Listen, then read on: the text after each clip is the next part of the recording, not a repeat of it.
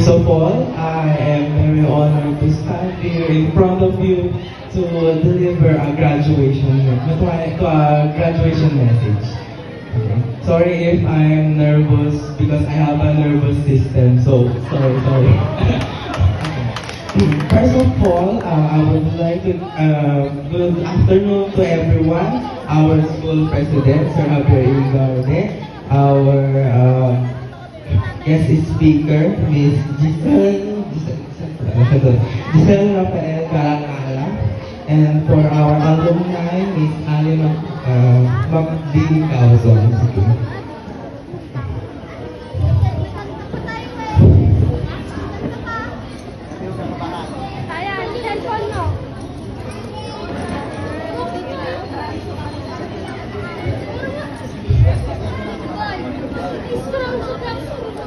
Fellow graduates, esteemed faculty, proud families of the graduates, and to our honored guests.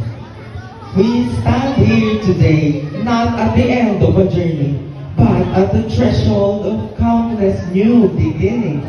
The tassel we move represent more than just the completion of a chapter, rather symbolizes the culmination of years of education, perseverance, and the unwavering pursuit of knowledge that we have learned throughout the years. But today isn't about reminiscing on the past. It's about looking forward towards a future brimming with endless and unique possibilities tailored on each and every one of us graduating. The world awaits us. It is a canvas upon which we will paint our dreams with the vibrant colors of our passions and talents. Speaking of education,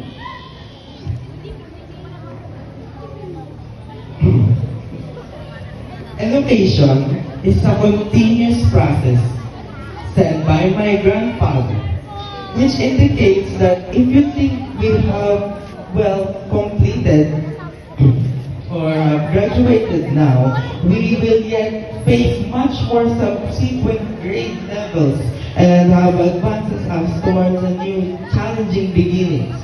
Well, we are mistaken because it is only a beginning. It is only a brand new chapter of our lives, everyone, that will shape us to become the person that we want to be or what we are destined to be. I would also like to take this time to congratulate my teachers, the advisors of to the teachers po. Teaching us your students might give you headaches, problems, and stress. So what have we acted and reciprocated towards your hard work and endless patience to us. Continuously remind us to behave, follow the rules, do this, do that. And for those times, we would like to give you our sincerest thanks. And sincere thanks to honor and guide us not only to be the person, your students, to discover ourselves. Your teachings and knowledge will forever be with us towards the greatest, toward our future on the world.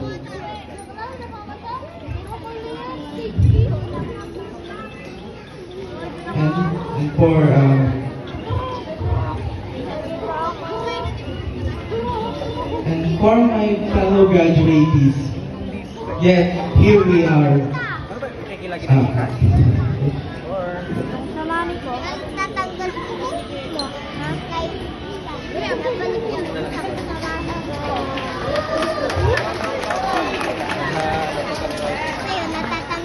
To my fellow graduates, let us not be defined by our limitations, but by our aspirations. Kahit na kahit na kapag sa mga groupings, mga groupings, lalo sa research, kahit pang suntunto na lang ating ambag, that is still an is there an inspiration that we can hold on, that we can be bold to pursue our passions and that will be present to our actions. Let's be resilient in the face of our future.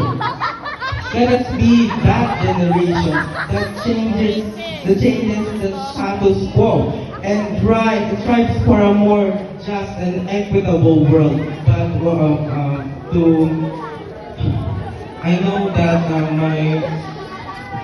my speech isn't as perfect as you can. How should I say this? I know that it isn't perfect, but nobody is perfect naman po, diba? So, now, as we step out to the world, can I get all of the graduates' attention to give ourselves a round of applause for achieving